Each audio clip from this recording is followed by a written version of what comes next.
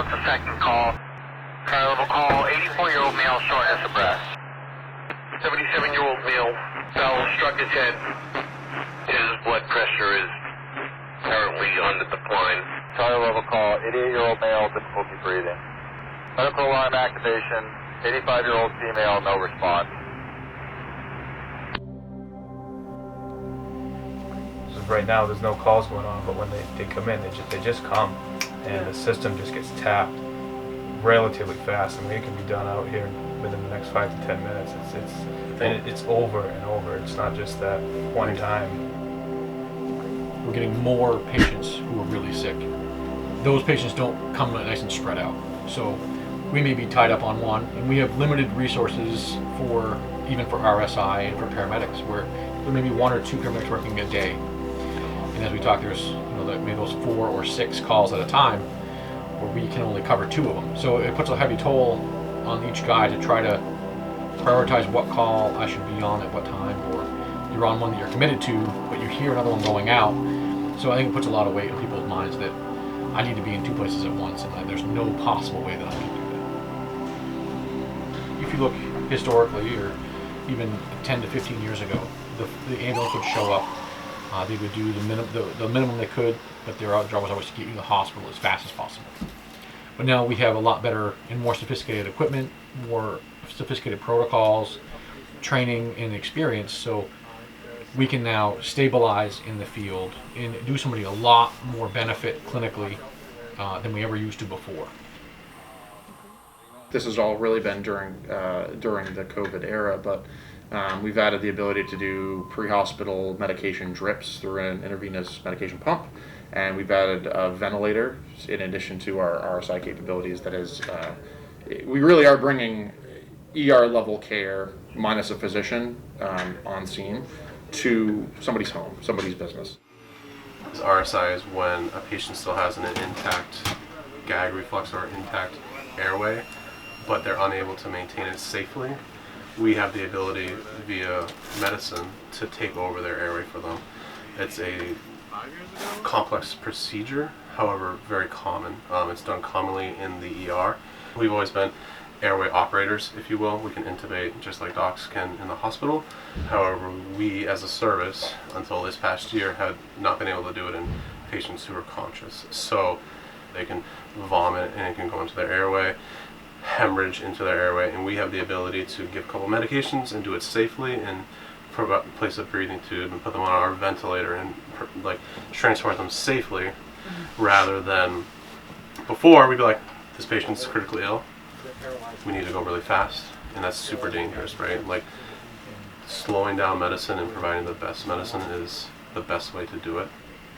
You can see kind of how manpower intensive that whole process is, but it's a life-saving intervention. It's a very, very different world. Early on, there was a lot of fear. There was a lot of anxiety about the unknown. We were getting very mixed results. What is this? Where is it coming from? How is it going to impact us? A lot of sort of controversy, which we got in the middle of. We're not here as an agency and as EMS providers and firefighters to really debate politics. We're here to protect the public, and we sometimes get caught in the middle of it. In EMS, we're used to doing things sort of based on fact and hard science, but when things change every few weeks to a few months, it's really fatiguing for people. It's been a lot longer than everyone was anticipating. We were fortunate here in that we were sort of relatively realistic in our impact. We believed that something was happening. We were able to start to take steps to secure PPE, have the right volume of PPE, begin to make sure people were protected. So we as an agency were never faced with, oh my God, we don't have enough gloves, or we don't have enough masks, or any of that stuff. There were some challenges, but none of it was quite at crisis levels, which some other agencies dealt with. For your routine run-of-the-mill call, I may go in first by myself with a radio, talk to you, hey, what's going on, try to get a sense of what this might be before everyone else comes barreling in, again, to minimize our exposure and, quite frankly, to minimize your exposure to us. We recognized very early on that we might very well be the pathway that carries COVID from place to place, so the less contact we can have across the board, the better off we are. on a true heart attack or cardiac arrest, serious trauma from like a motor vehicle accident, that sort of hesitation, that pause is removed. Hey, we need to deal with this right now. We have our minimum PPE on. We're going to deal with that situation emergently. Generally maintaining morale has been challenging. There's a lot of uncertainty as far as this is a career, as a employment opportunity. EMS seems to be a transition field. People come and they stay for a period of time and then move on. A lot of that has to do with how people are compensated and paid. We have a very limited amount of full-time staff, so most people come in, they like what they're doing, and then sort of move on and find healthcare and benefits and retirement or whatnot. So, like I said, we try to do the little things to give people what they need to be comfortable here. The rush of overtime to fill openings is kind of starting to slow down. Guys are routinely working 12, 24, 36 hours of overtime a week, or were. Not so much anymore, which is nice for them, just from a mental health standpoint, which is a huge thing in the fire service and emergency services, especially with how things have gone for the last couple of years. It's very easy, and I think a lot of people can see symptoms of burnout in our providers or other members or of other organizations, because it's been rough. It's been a rough couple of years. Yep.